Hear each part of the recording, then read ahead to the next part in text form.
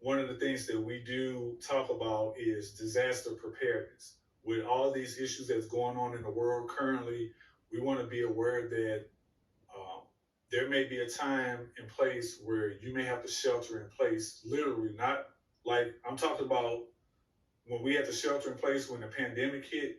You may have to do the same thing if a war breaks out or there's a civil unrest locally and nationally here where you live.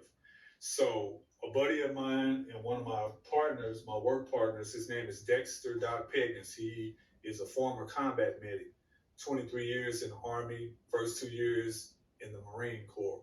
And so he is a person who works for the government, and he also is an emergency manager for the state that he lives in. He wrote this book called Are You Prepared? Disaster Preparedness for Home and Family. You can get this on Amazon. Again, his name is Dexter Doc Peggins. His company is called Still Standing LLC. That's my work partner. We travel across the country teaching Stop the Bleed classes. We did a class in California last year for the executive protection team. These are the people that secure or provide security for the executives. We went and did this training in Sunnyvale, California at LinkedIn headquarters. The LinkedIn headquarters. We got all the pictures and all this stuff. It was 10 people. It was a great training that we did.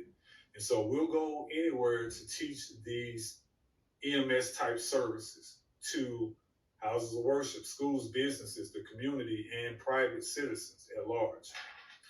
I'm going to be wrapping up in a couple of minutes. I just wanted to cover a couple other things. So when it comes to disaster preparedness, again, we know we have this increase in the gas prices. We have a lot of these civil unrest that are going on worldwide. But if something were to happen like that here in the U.S., then this book that Doc has, he talks about, storing water, maybe a 3-month supply of water, or at least a 3-week supply of water, having a 72-hour emergency go bag, radios and batteries and flashlights and just a number of different things that this all comes under EMS, because if a civil unrest happens here in the States, just like if a natural disaster happens here in the States, tornadoes, earthquakes, hurricanes, EMS may not be able to get to you when you call EMS. And those EMS lines are flooded.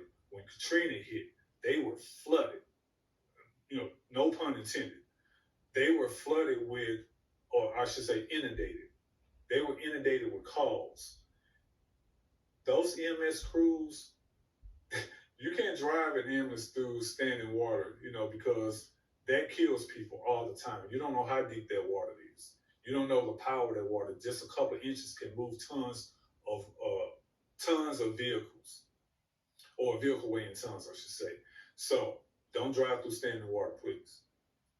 Your EMS crews and your fire crews and even your police department crews may not be able to get to you in an emergency situation. So you want to make sure that you're able to get yourself, take care of yourself in those moments. I would just end by saying that I want to thank you all for your time.